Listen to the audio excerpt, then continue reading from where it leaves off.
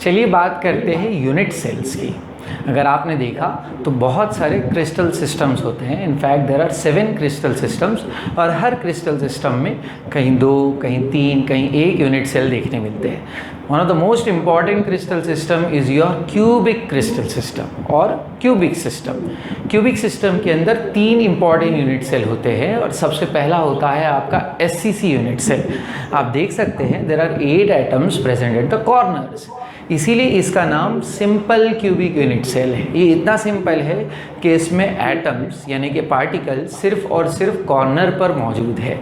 इन atoms को या particles को हम लेटिस पॉइंट्स भी कह सकते हैं। तो क्या आप बता सकते हैं यहाँ कितने लेटिस पॉइंट्स हैं? Obviously because there are 8 atoms present at the 8 corners, तो लेटिस पॉइंट्स भी 8 होंगे। तो हम कह सकते हैं नंबर ऑफ एटम्स या नंबर ऑफ लेटिस पॉइंट्स 8 होंगे। ये था आपका simple cubic unit cell SCC unit cell. एक और होता है जिसे BCC यूनिट सेल कहा जाता है। BCC यूनिट सेल के अंदर आप देख सकते हैं एटम कॉर्नर के साथ साथ बॉडी के सेंटर में भी मौजूद होता है। Such a unit cell is called as body centered unit cell, BCC unit cell, जिसके अंदर 8 एटम्स तो कॉर्नर पर होंगे और एक बिल्कुल उस क्यूब के बीचों बीच होगा, उस बॉडी के सेंटर में होगा, इसीलिए इसे बॉडी सेंटर्ड यूनिट सेल कहा जाएगा। So can you tell me the number of lattice points here?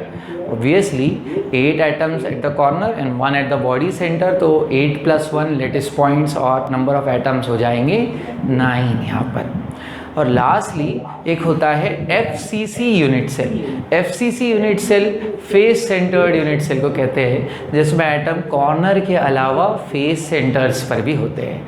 याद रखिए किसी भी क्यूब के अंदर 6 फेसेस होते हैं और हर फेस के बिल्कुल बीच में यानी कि सेंटर में एक एटम होगा, इसीलिए there are 6 face centered atoms.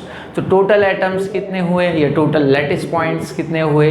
So there are in fact 8 + 6 that is 14 lattice points. तो हमने 3 यूनिट सेल्स देखे, SCC, BCC और FCC।